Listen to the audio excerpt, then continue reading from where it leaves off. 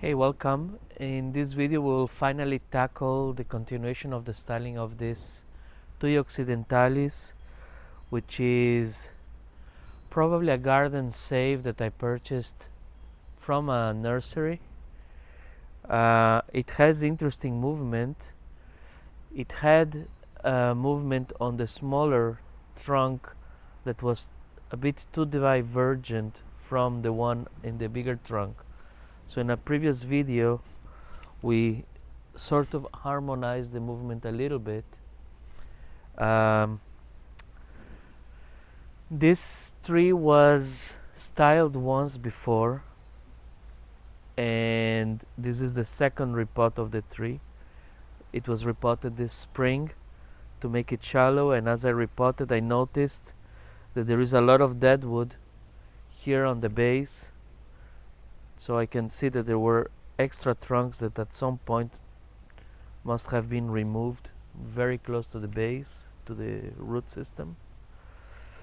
So this gives a possibility that in the future, when I repot again, I may try to further expose roots, bring it into an even shallower container, and carve wood here if it's not rotten.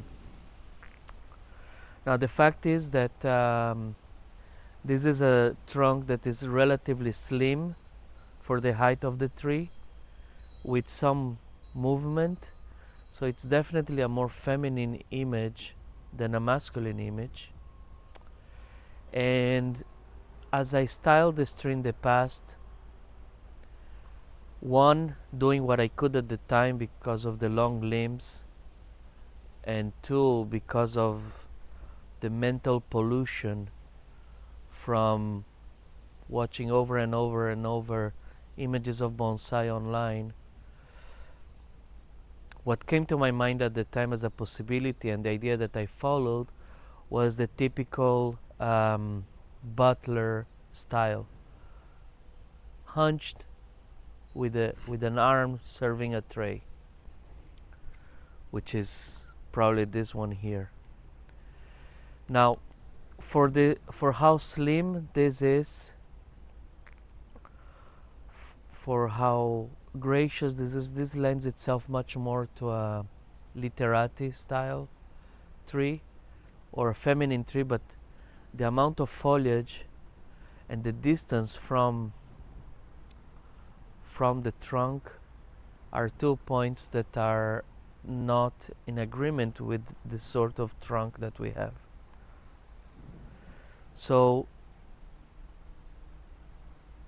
for a literati style we would have to decrease a lot the foliage, but this is not an ancient look for a tree, and although it's not necessary that bonsai look like trees in nature or that bonsai look like ancient trees, in this case I'm looking for an ancient look of a tree in nature. So I've been stuck with what to do for the longest time, and as I harmonized the two trunks, I was still thinking of the way that the foliage comes in this direction was still clouding my thinking about it.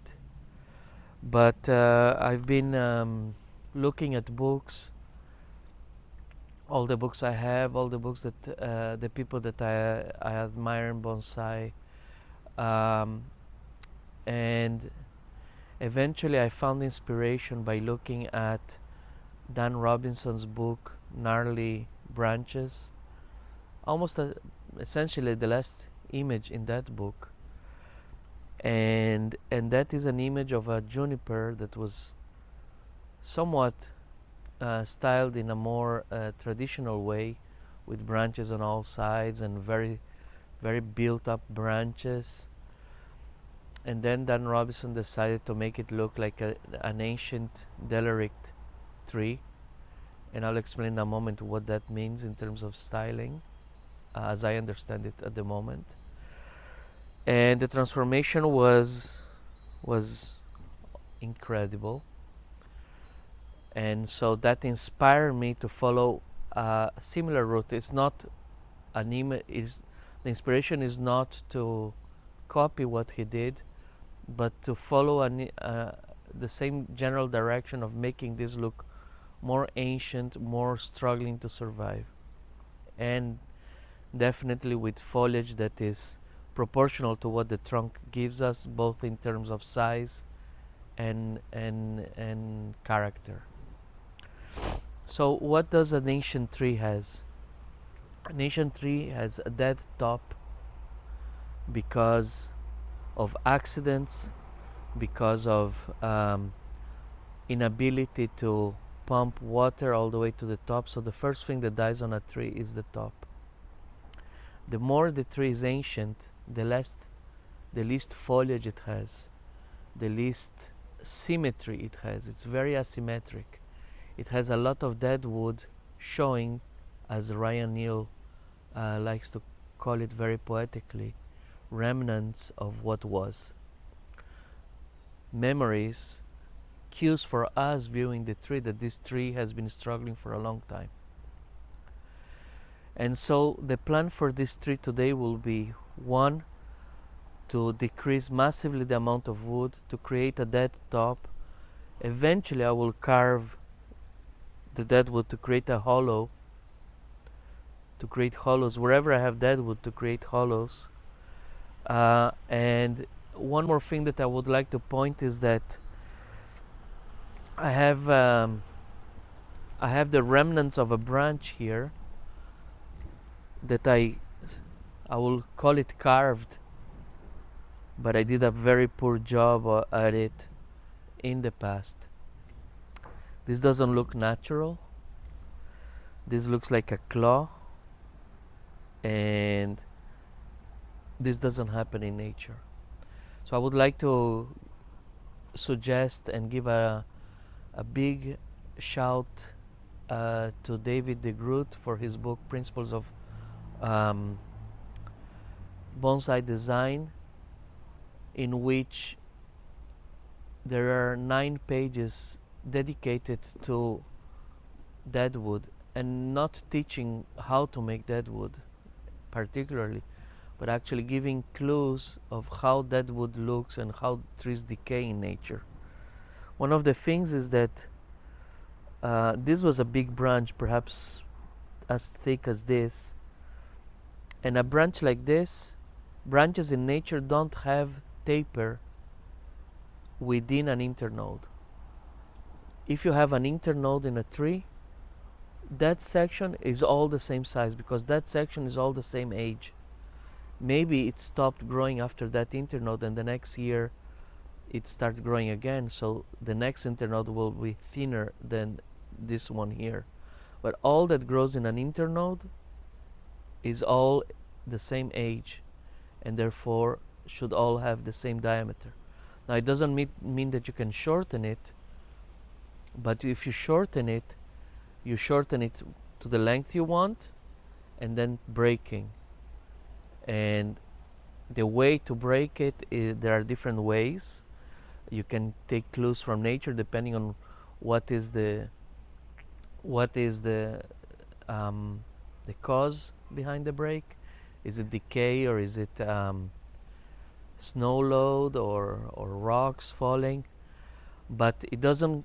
What's more important is that it doesn't go down to a pencil sharpened edge. This doesn't happen in nature. Trees don't decay like this. Deadwood doesn't decay like this, and trees don't grow like this. So having something that thins down like a claw to a pencil point is unnatural. This is more natural.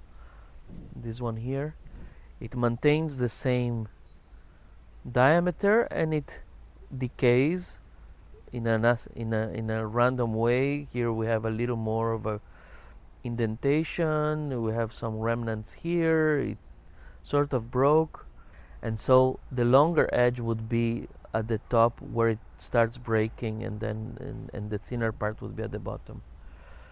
But this is a more refined, not advanced, but more second second degree adjust adjustment to Deadwood than having something ugly like this. So this I will remove.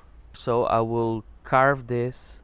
I will remove these pencil points, deeply carve it. Ancient trees are also hollow.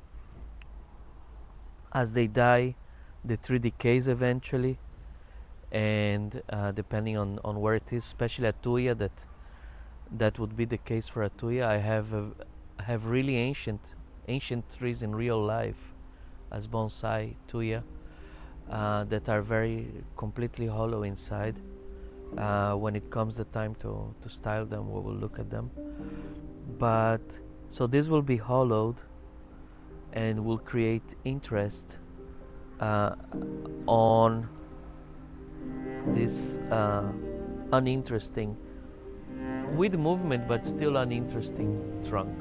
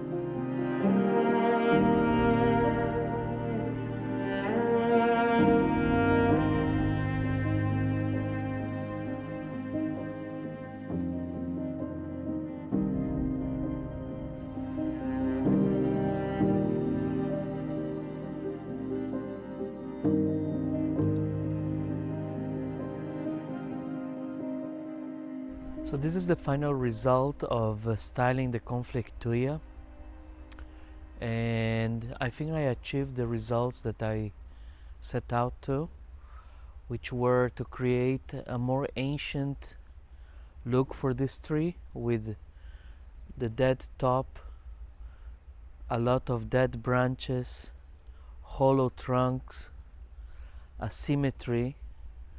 At the same time, I try to balance the fact that this is a more gracious trunk movement, what is traditionally mentioned in bonsai as a feminine form.